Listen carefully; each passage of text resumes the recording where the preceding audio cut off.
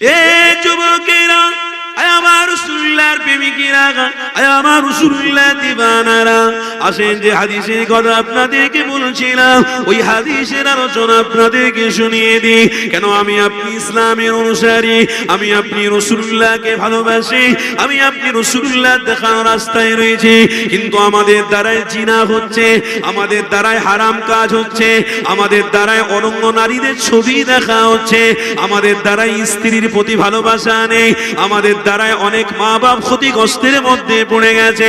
এ যুবকেরা, কি করে ইসলামটাকে মহব্বত করলাম, কি করে মুহাম্মদ রাসূলুল্লাহ দেখানো রাস্তায় থাকতে পারলাম? এটা কেবলমাত্র দেখানো ছবি। এ যুবকেরা, খবরদার, আমার আল্লাহ তোমার ইয়াকিন দেখবে, ঈমান দেখবে, আমার আল্লাহ তোমার নিয়ে দেখবে। বুখারীর প্রথম হাদিসের মধ্যে রয়েছে ইন্নামাল আমালু বিন্নিয়াত, নিয়তের উপরে আল্লাহ ফয়সালা করবে। আপনারা চটে এসে সবাই বসে রয়েছে, নিয়ত আপনাদের কি আল্লাহ জানে না? জানে না? এ যুবকেরা, আল্লাহ সবই জানে।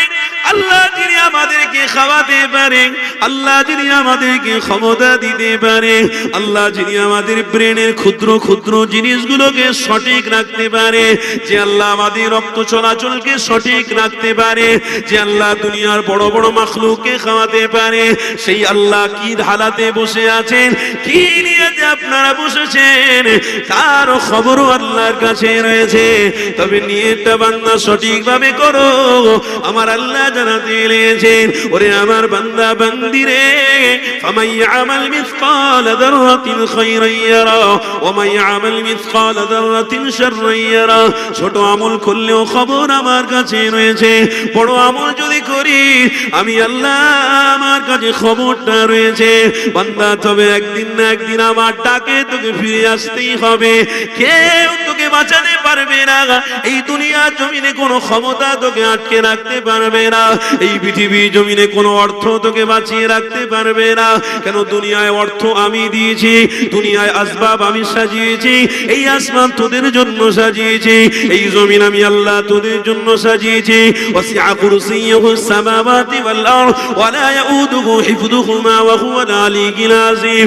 আল্লাহ কোরআনের মধ্যে জানাতে লেগেছে, ওরে আমার বান্দারে, আমি আল্লাহ সব কিছু তোদের জন্য দিলাম, তবে আমার বান্দারা আমাকে যদি মহব্বত করে মরতে পারে, আর আমাকে মহব্বত করতে গেলে রাসূলুল্লাহকে যদি মহব্বত করতে পারে, আমি আল্লাহ তোদের জন্য জান্নাতের সুব্যবস্থা রেখে দেবো, আমি আল্লাহ জান্নাতে তোদের জন্য দিদারের ব্যবস্থা করে দেবো, আমি আল্লাহ তোদের ফুলসিরাতের রাস্তায় পার করিয়ে দেবো, আমি আল্লাহ মিজানের পাল্লাটা ভারী করে দেবো, আমি আল্লাহ আমার বান্দাদের জন্য, আমার প্রকৃত রাসূলুল্লাহর প্রেমিকদের জন্য জাহান্নামের আগুন হারাম করে দেবো। এ যুবকেরা, তরুণীরা, তবে কষ্ট পৃথিবীর জমিনে ইনকামের জন্য যেমন করছেন, আল্লাহকে খুশি করতে গিয়ে তেমন কষ্ট করতে হবে, তেমন সময়টাকে ব্যয় করতে হবে, তবেই তো আপনার কপালে নাজাত জুড়বে। না হয় নাজাত জোটা হবে না, না হয় জান্নাতে যাওয়া হবে না, ইবাদত বন্দেগী করা বেকার হয়ে যাবে। এ যুবক তরুণীরা, হযরত সালমান ফারসি হুজুর আমার, আল্লাহ নবী দোনো জাহানের সুলতানের চেহারা মুবারক যখন সর্বপ্রথমে দেখেছে, কিতাবের মধ্যে লেখা রয়েছে, হযরত সালমান ফারসি আমার নবী পাকের চেহারা মুবারক দেখে কলিজা তারা ঠান্ডা হয়ে গেছে। হযরত সালমান ফারসি জানাতে লেগেছে, আমি অনেক ধর্ম অবলম্বন করেছি, অনেক ধর্ম অবলম্বন করে তাদের সাথে চলাফেরা ওঠা বসা করেছি, আমি সর্বপ্রথমে আমার দুনো জাহানের সুলতানের চেহারা যখন প্রথম দেখেছি, আমি সালমান, আমার কলিজা ঠান্ডা হয়ে গেছে, আমার জানটা ঠান্ডা হয়ে গেছে। আমার নবীর সামনে আমি যখন গেলাম, আমার নবী পাক পরিচয় জিজ্ঞাসা করতে লেগেছে, এ সালমানের কি নাম বাবা? এমন করে আমি আমার পরিচয়টা দিয়ে দিলাম, এমন করে আমার রাসূলুল্লাহ আমাকে বলতে লেগেছে, কিসের জন্য বাবা এসেছো তুমি? হযরত সালমান ফারসি জানাতে লাগলেন, ইয়া মুহাম্মদ, আমি অনেক বড় ঘরের বাচ্চা, আমি অনেক টাকা পয়সার মালিক ঠিকই কথা, কিন্তু ইসলামটাকে আমি দেখতে এসেছি ইসলাম কেমন ব্যবস্থাপনার মধ্যে রয়েছে, ইসলাম ধর্মটাকে আমি গ্রহণ করতে চাই। আমার দুনো জাহানের সুলতান বলতে লেগেছে, এ বাবা সালমান রে, ইসলামটাকে তুমি যদি গ্রহণ করতে পাও তাহলে আমি রাসূলুল্লাহ আমার হাতে হাত দিয়ে দাও। হযরত সালমান ফারসি হুজুর আমার নিজের হাতটা বাড়িয়ে দিলেন, আমার সোনার রাসূলুল্লাহর হাতটা নিয়ে হাত মোবারকটা ধরে আশহাদু আল্লা ইলাহা ইল্লাল্লাহ ওয়াহদাহু লা শারীকা লাহু ওয়া আশহাদু আন্না মুহাম্মাদান আবদুহু ওয়া রাসূলুহু পড়িয়ে দিলেন। হযরত সালমান ফারসি জানাতে লাগলেন, ইয়া রাসূলুল্লাহ হাবিবাল্লাহ, ঈমান আমি যখন এসে নিয়েছি এবার আমাকে কি করতে হবে? আমার রাসূলুল্লাহ জানাতে লাগলেন, এ বাবা সালমান রে, এবার তোমাকে ঈমানের পরে নামাজ পড়তে হবে, নামাজ কায়েম করতে হবে, রুকুকারীদের সাথে রুকু করতে হবে, ওয়া আকিমুস সালাহ, এটা আল্লাহর হুকুম, তোমাকে প্রাধান্য দিতে হবে। হযরত সালমান ফারসি আবার নামাজ পড়তে লেগেছে, নামাজ পড়ে কাঁদে, আল্লাহর কাছে দোয়া চায়। হযরত সালমান ফারসি আবার এমন কাঁদতে লেগেছে, কেন সালমান নামাজের প্রতি এতটা মুগ্ধ হয়ে গিয়েছে, হুজুরের চোখ দিয়ে পানি বেরোতে লেগেছে। আল্লাহ নবী দরবারে এসে দাঁড়িয়ে দাঁড়িয়ে কাঁদতে লেগেছে।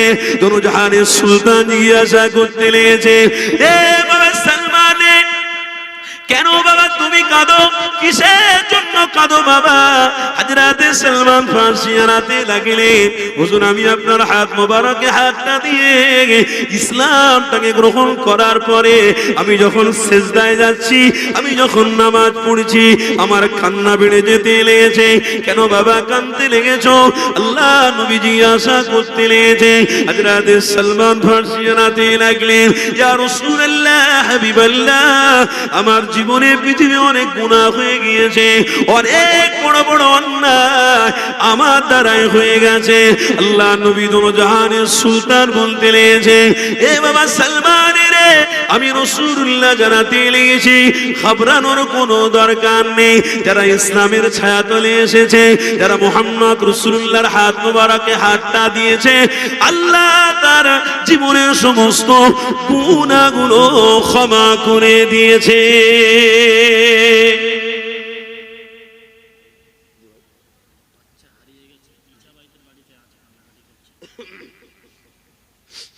একটা বাচ্চা ছেলে হারিয়ে গেছে, ছোট মেয়ে হারিয়ে গেছে, ঈশা ভাইয়ের বাড়িতে আছে। আপনারা একটু খোঁজ করে বাচ্চাটাকে নিয়ে এলেন। কান্নাকাটি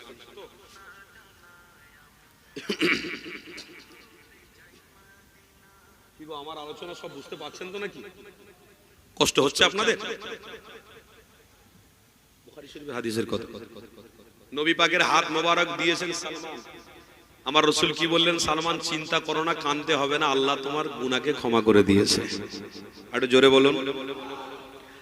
আচ্ছা, এবারে আপনাদের কাছে আমি প্রশ্ন রাখলাম, পৃথিবীতে সমস্ত আসবাব পত্র বা গান বাজনা ইত্যাদি ইত্যাদি পৃথিবীতে যত রকমের অন্যায় ব্যভিচার আছে, ওই সবের রাস্তায় যদি আপনি টিকে থাকেন তাহলে আপনার গুনাহ ক্ষমা হবে? না না, বলুন বলুন, ক্ষমা হবে না?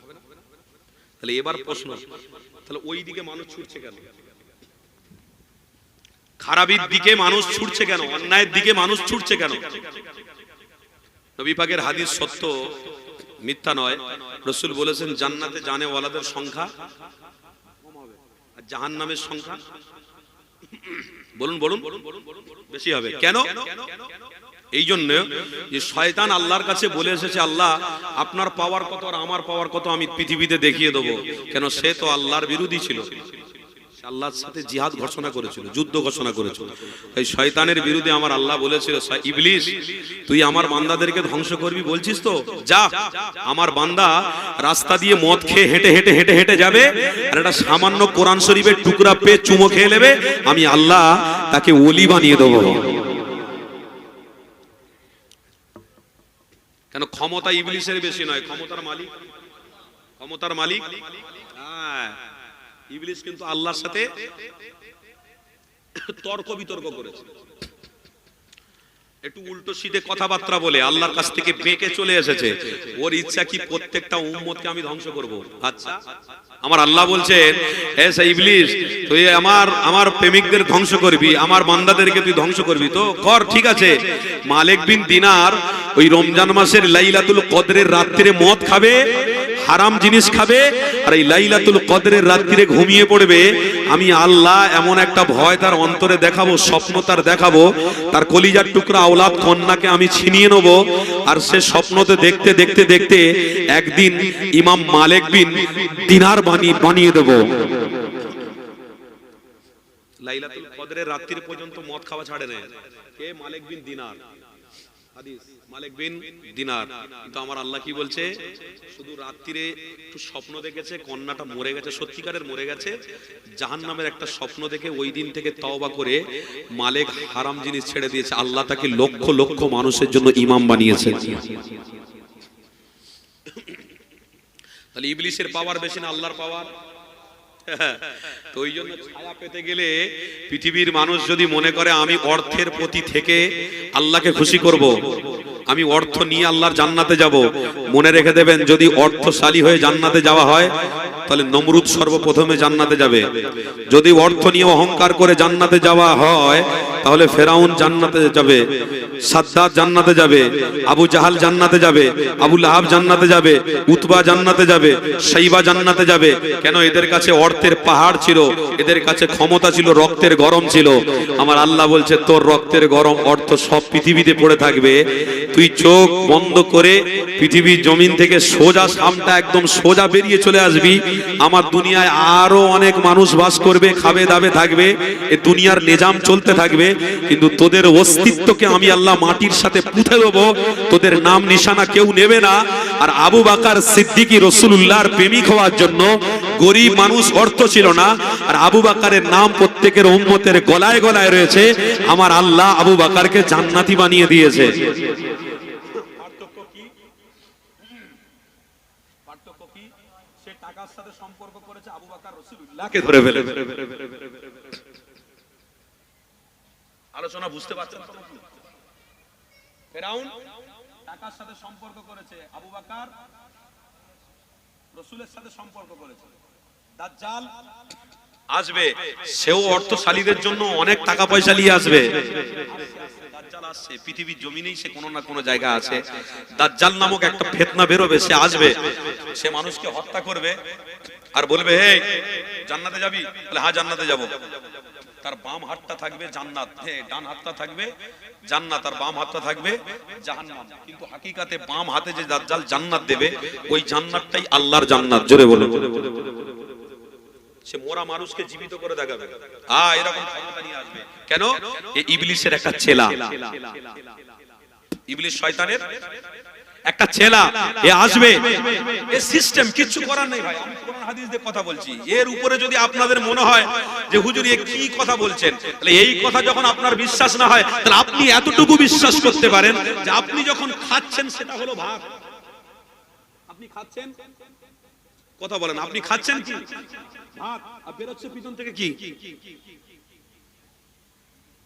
তাহলে আল্লাহ পারে না? পারে না? পারে না? পারে না? আপনি খাচ্ছেন গোটা ফল, বেরোচ্ছে কি? আপনি খাচ্ছেন পানি, বেরোচ্ছে দুর্গন্ধ। কেন? কোন ডাক্তারের ক্ষমতা আছে করে দেখাক না? যেরাম জিনিস খাবে সেরাম জিনিস বার হবে না। না, আল্লাহর কলকাঠি। জোরে বলুন। তুমি যদি এটাকে বিশ্বাস করে ফেলো তো ইনশাআল্লাহ তুমি এতটুকু বুঝতে পারবে যে নিশ্চয়ই ফিতনার জামানায় দাজ্জাল আসবে, আর ঈমানকে নষ্ট করার জন্য তাদের পরিকল্পনা থাকবে। কিন্তু রাসূলুল্লাহর প্রেমিকরা তার হাতে শহীদ হয়ে যাবে, সে শহীদ করে দেবে। হাকিকাতে আল্লাহকে খুশি করে যারা শহীদ হবে, হাকিকাতে আল্লাহ তাদেরকে জান্নাতি বানিয়ে নেবে। আর আমরা সেই মুসলমানের বাচ্চা, সেই রাসূলের প্রেমিক, আমরা সেই নবীর এক একটা সৈনিক। আমরা জীবন চলে যাবে, আল্লাহ তার রাসূলকে কোনোদিন ছাড়বো না। বলুন ইনশাআল্লাহ। জীবন যতদিন থাকবে আল্লাহ তার রাসূল থাকবে, জীবন যতদিন জীবন যতদিন চলবে আল্লাহ তার রসুল, বাঁচবো আল্লাহ তার রসুলের জন্য, মরবো আল্লাহ তার রসুলের জন্য। একদম কমপ্লিট তো নাকি? না না, ইমানের যাররা পরিমাণ যেন এদিক ওদিক না হয়, একদম মুকাম্মাল ভাবে বলুন, একদম কমপ্লিট ভাবে ইয়াকিনের সাথে বলুন যে বাঁচবেন আল্লাহ তার রসুলের জন্য, মরবো আল্লাহ তার রসুলের জন্য। একদম একদম কমপ্লিট, একদম মুকাম্মাল নিয়ত করেছেন, মুকাম্মাল নিয়ত করেছেন তো একদম ঠিক। আগের বছর মাহফিলে যদি আসে তাহলে আমি ধরবো আপনার ঘরের মেয়েটা কেন পরপুরুষের সাথে জিনা করেছে। মুকাম্মাল হলো না। আমি আগের বছর যদি জলসায় দাওয়াতে আসি, আমি ধরবো আপনাদের আপনার স্ত্রী বোরকা পরে ভালোভাবে হেজাবের সাথে বাইরে বেরিয়েছে কিনা। শুধু জলসা করলে হবে না। আল্লাহর কোরআন বলছে ইয়া আইয়ুহাল্লাযীনা আমানু কু আনফুসাকুম ওয়া আহলিকুম নারা। তুমি নিজে টুপি মাথায় দে, মসজিদে গিয়ে আল্লাহ আল্লাহ আল্লাহ আল্লাহ, তোমার স্ত্রী জিনা অন্যায় করছে, বিনা বোরকায় বাইরে বেরিয়ে ঘুরছে, আবার বোরকা পরেছে পরেছে মুখ ঢাকা নেই, বাইরে বেরিয়ে বেরিয়ে ঘুরছে। কেন? মোবাইলে হুজুরদের ওয়াজ শুনেছে, কোন একটা হুজুর নাকি বলেছে দেখো দুবাইয়ের নারীদেরকে, এ পশ্চিম বাংলার নারীরা, দুবাই নারীদেরকে দেখো, দুবাইয়ের নারীরা বোরকা পরেছে, এমন রাস্তায় হেঁটে হেঁটে যাচ্ছে, একদম ঝেঁটিয়ে ঝেঁটিয়ে চলে যাচ্ছে।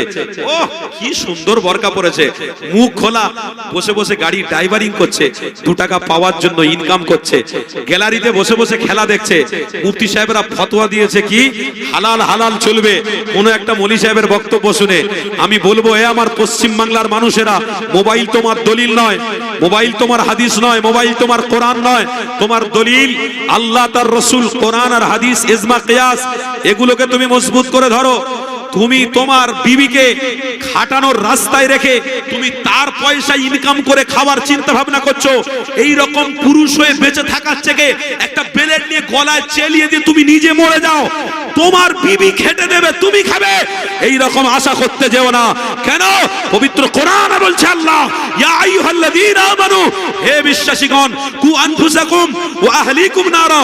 তুমি যেমন শরীয়তের সবকিছুকে মুহাব্বত করে ফেলেছো, আমল করছো, তোমার স্ত্রী যেন ঘরের 4টে দরওয়াজার ভিতরে থাকে, 4টে খুঁটির ভিতরে থাকে, বাইরে যদিও বের হয় সিস্টেমের সাথে যেন বের হয়। কেন? বিয়াদরপুরা অনেক রকমের ভাষা কথাবার্তা বলে ইসলামটাকে ছোট করার চেষ্টা করবে। ইমানদের দ্বারায়, ইমানদারদের দ্বারায় ইসলামকে ছোট করা যাবে না, যাবে না। তাই স্ত্রীদেরকে এখন থেকে মজবুত রাস্তায় রাখুন। নিজের স্ত্রী ভালো মোবাইল কিনে দিয়েছেন, খেতে খেতে মোবাইলে টিকটক করে ছাড়ছে, পরপুরুষরা সব দেখে দেখে বেড়াচ্ছে, ফেসবুকে টিকটক করে ছাড়ছে, ছেলেরা সব দেখে দেখে বেড়াচ্ছে। আর এটা কার স্ত্রী? আপনার স্ত্রী।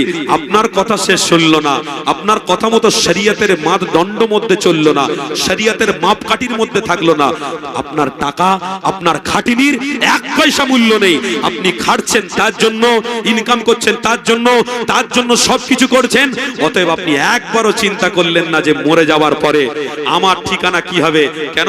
আমার স্ত্রীকে এখনো নামাজি করতে পারিনি, আমার স্ত্রীকে কোরআন পড়ার মতো তাকিদ দিতে পারিনি, আমার বাচ্চাকে এখনো কোরআনে হাফেজ করতে পারিনি, আমার বাচ্চাকে এখনো পর্যন্ত ইলমের দ্বীনের শিক্ষা দিতে পারিনি। এ কিসের পয়সা, কিসের অর্থ, কিসের বাড়ি? কিচ্ছু আপনার সাথে নয়। শরীয়তের মাপ ডান্ডি, মাপ আন্ডির উপরে থাকলে, শরীয়তের রাস্তার উপরে আপনি থাকলে, আপনার আহাল পরিবারকে যদি এই রাস্তার উপরে রেখে যান, ইনশাআল্লাহ আপনার মৃত্যু হবে, আপনার জন্য জান্নাত অপেক্ষা করবে। এইটা চেষ্টা করুন বাবা, এই চেষ্টাটা করুন। আজকে সমাজে যে দৃশ্য আমরা দেখতে পাচ্ছি, মাথা হ্যাং হয়ে যাওয়ার খাপ। কিন্তু কথা বলতে হচ্ছে এই জন্যে, আমার সমাজের মা বোনদেরকে একটু অবশ্যই বলার দরকার আছে না নাই? কথা বলুন, বলার দরকার আছে না? হ্যাঁ, স্বামী এতটাই দুর্বল হয়ে গেছে যে স্বামী বাদ দিয়ে এখন পরের সাথে মোবাইলে কথা বলতে খুব ভালো লাগছে, পরের সাথে এরকম ভিডিও কল দেখিয়ে ভালো লাগছে। এই রিসেন্টলি কিছুদিন আগে একটা ছেলে, যুবক ছেলে, রক্তের গরম দেখাচ্ছে, বুঝলেন, রক্তের গরম দেখাচ্ছে, মোবাইলে তার লাওয়ারের সাথে কথা বলছে, আর 10 লাইনে দাঁড়িয়ে আছে। লাইনে দাঁড়িয়ে আছে, এবারে নজরটা শয়তানের ডাব্বায় গেছে, মোবাইলে গেছে, কথা বলতে বলতে হঠাৎ ট্রেন এসেছে। ট্রেন কি তার জন্য থামবে? ট্রেন তো তার রাস্তা দিয়ে যাবে।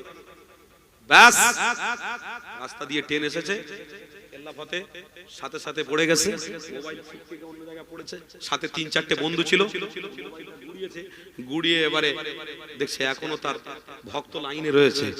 ভক্তদের দেখাচ্ছে কেঁদে কেঁদে, বলছে কি হলো? যা হওয়ার তাই হলো, তোমাকে দেখতে দেখতে ট্রেন এলো, অ্যাক্সিডেন্ট মেরে দিয়ে চলে গেল, দেখো তোমার ভালোবাসা ঘুমিয়ে পড়েছে। যুবক, শয়তানের ডাব্বায় পড়ে গিয়ে কত জীবন চলে যাচ্ছে, শয়তানের রাস্তায় থেকে কত জীবন চলে যাচ্ছে। হাত দুটো আল্লাহর কাছে বলছি, আল্লাহ আমার কওমকে আপনি জাহান্নামের আগুন থেকে বাঁচান। বলুন সকলে আল্লাহুম্মা আমিন। আল্লাহ আমার কওম থেকে জাহান্নামের আগুন থেকে আপনি বাঁচান। বলুন সকলে আল্লাহুম্মা আমিন। আমার বাপ ভাইরা, অর্থ ইনকাম করুন, এসি ঘরে ঘুমান, বাড়ি তৈরি করুন, ব্যবসার জন্য চিন্তা ভাবনা করুন, কিন্তু একটু পরিবারের দিকে, ইসলামের প্রতি নজর দিন। পরিবারকে একটু লক্ষ্য করুন। পরিবারের জন্য আপনি জাহান্নামের খোরাক হয়ে যাবেন। পরিবারের জন্য আপনি জাহান্নামের খোরাক হয়ে যাবেন। আল্লাহর ওয়াস্তে কোরআনের আয়াত, ওয়ালা তাকরাবুজ জিনা ইন্নাহু কানা ফাহিশা, হাদিসের মধ্যে আল্লাহ স্পষ্ট ভাষায় বলছেন, দুনিয়া ফাইন্নাহা লাইসা বিদারি মাকাম ওয়ালা তাতমাউ ফি দুনিয়া ওয়ালাউ খালাতুমাল ফাআমিন ওয়াসকু ইলাল্লাহ। সাহাবারা, পৃথিবীতে তোমরা কিছুদিনের সময় পেয়ে এসেছো, পৃথিবীতে কিছুদিনের সময় পেয়ে এসেছো, ওয়ালা তাকরাবুজ জিনা, এমন একটা গুনাহ করে যে উনি, যার জন্য জাহান্নামের তলদেশে আল্লাহ না পাঠিয়ে দেয়। আল্লাহর কাছে দুটো হাত তুলে দোয়া চাইবেন, পরিবারের জন্য সময় দেবেন, ইসলামের কৃষ্টি কালচারের উপরে সবাইকে রেখে মরুন। জোরে বলুন ইনশাআল্লাহ। ইসলামের কৃষ্টি কালচারের উপরে সবাইকে রেখে আপনাকে মরতে হবে। এই প্রতিজ্ঞাবদ্ধ আপনারা করছেন না করেননি? করছেন তো? বলুন ইনশাআল্লাহ। জোরে বলুন। তাহলে পূর্বের কথার দিকে ফিরে আসি। তাহলে ইনশাআল্লাহ আপনি রাসূলুল্লাহকে মহব্বত একদম মজবুত ভাবে ধরে রেখেছেন, ভালোবাসা একদম মজবুত করে রেখেছেন। আল্লাহ আমাদেরকে কবুল করেন। বলুন আল্লাহ। কি গো, আপনাদের কষ্ট হচ্ছে নাকি? অসুবিধা হচ্ছে না তো? অনেক মানুষ অনেক দেরি করে এসেছেন, এই একটুখানি আল্লাহর ধ্বনি আপনাদের কাছ থেকে শুনতে চাই, দেবেন? নারে তাকবীর। হয়নি বাপ, আস্তে আস্তে সাত হাদিয়ার মানুষদের বসে বসে অনেকক্ষণ ধরে ইমানের জজবাটা আস্তে আস্তে যেন দুর্বল হয়ে যাচ্ছে। দুর্বল করলে হবে না, ইমানের জজবাটা একটু বাড়াতে হবে। নারে তাকবীর হয়েছে, কিন্তু পিছনের বাবাজিরা আওয়াজটাকে বন্ধ করে রেখেছেন। শয়তান তাড়াতে গেলে একটাই ধ্বনির দরকার, এক ধ্বনিতে কাজ হয়ে যাবে, এক ধ্বনি আল্লাহর। এই আল্লাহর ধ্বনিটা একটু মহব্বতের সাথে ইমানদাররা দেবেন। নারে তাকবীর। সিলসিলায়ে হক মুজাদ্দিদে জামান, মাসলাকে মুজাদ্দিদে জামান, মাসলাকে আবু বকর সিদ্দিকী। নারে তাকবীর। অনেক মানুষ দেরি করে আসাতে আমি সবাইকে নিয়ে একটু বলবো, চোখ দুটো বন্ধ করে মদিনাওয়ালার কথা মনে করে, সবুজ গম্বুজের কথা মনে করে একটু মহব্বতে দরুদ শরীফ পড়া যাবে। ভালোবাসায়, ইশকে সবাই একটু দরুদ শরীফ পড়ো। দরুদ শরীফ আল্লাহুম্মা সাল্লি আলা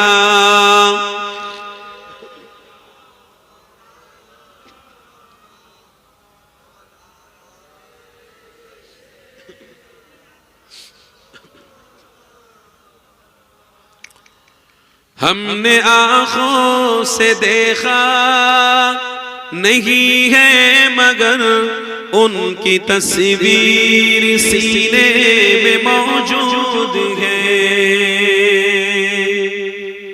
जिसने लाकर कलामे इलाही दिया ओ मोहम्मद मदीने में मौजूद है। सुभानअल्लाह, একটু জান ভরে আল্লাহর প্রশংসা করুন। আলহামদুলিল্লাহ।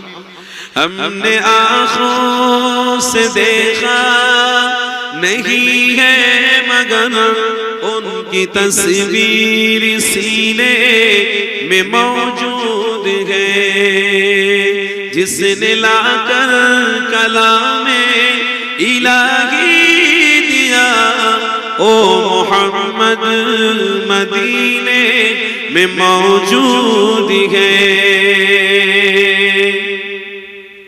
फूल खिलते हैं बड़ बड़ के सल्ले अला,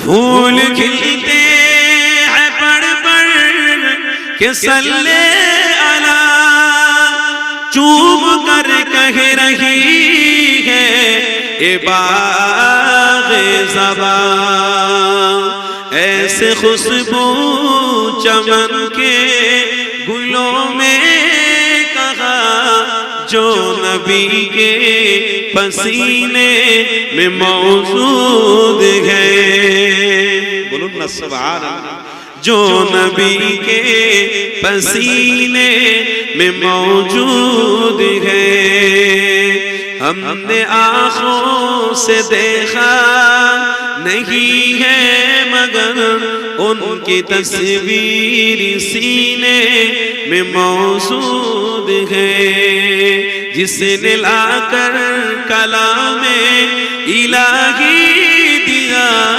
او محمد مدینے میں موجود ہے۔ ہم نے مانا کہ جنت بہت ہے ہنسی، ہم نے مانا کہ جنت بہت ہے ہنسی، چھوڑ کر ہم مدینہ نہ جائے کہیں، یوں تو جنت میں سب ہے مدینہ نہیں، اور جنت مدینے میں موجود ہے۔ আমার রাসূলের জন্য মদিনার জমিনে জান্নাতের ব্যবস্থা আল্লাহ করেছেন না করেন? জান্নাতের নাম রিয়াজুল, দুই রাকাত নামাজ যে পড়বে আল্লাহর রাসূল বলছেন শাফাআত করা তার জন্য আমি রাসূল ওয়াজিব হয়ে যাবে। हमने आँखों से देखा नहीं है मगर उनकी तस्वीर सीने में मौजूद है, जिसने लाकर कलाम इलाही दिया ओ मोहम्मद मदीने में मौजूद है। अल्लाहुम्मा सल्ली अला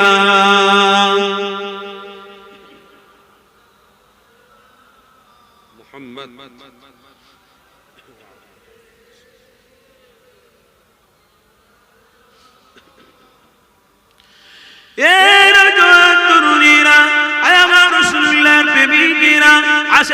আলোচনা করছিলাম ওই আলোচনার দিকে আবার ফিরে যাই। আল্লাহ নবী দুজাহানের সুলতানে সাবি হযরত সালমান ফারসি হুজুরের আলোচনা করছিলাম। এ যুবকেরা তরুণীরা আমার রাসূলুল্লাহর প্রেমিক হাদি রাসূলকে বড়ই ভালোবাসে। আল্লাহ নবীর প্রেমিকেরা যখন মসজিদে গিয়ে নামাজটা পড়বে, নামাজটা শেষ হয়ে যাওয়ার পরে নামাজের পরে দুটো হাত ভিখারির মতো আল্লাহ দরবারে যখন তুলবে, আল্লাহর কাছে সবকিছু চাওয়ার পরে যদি বলে আল্লাহ তুমি আমার দোয়াটাকে ক্ষমা করে কবুল করে নাও, আর এমন করে লা ইলাহা ইল্লাল্লাহ মুহাম্মাদুর রাসূলুল্লাহ বলে দোয়াটাকে সমাপ্তি করবে, বলছে ওই দোয়া কবুল হবে না। কেন হবে না? আমার নবীর নামটা তুমি বাদ দিয়েছো কেন? এ যুবকেরা তরুণীরা, আমার নবীর নামের সাথে আল্লাহর সাথে একটা বিশাল সম্পর্ক জড়িয়ে রয়েছে।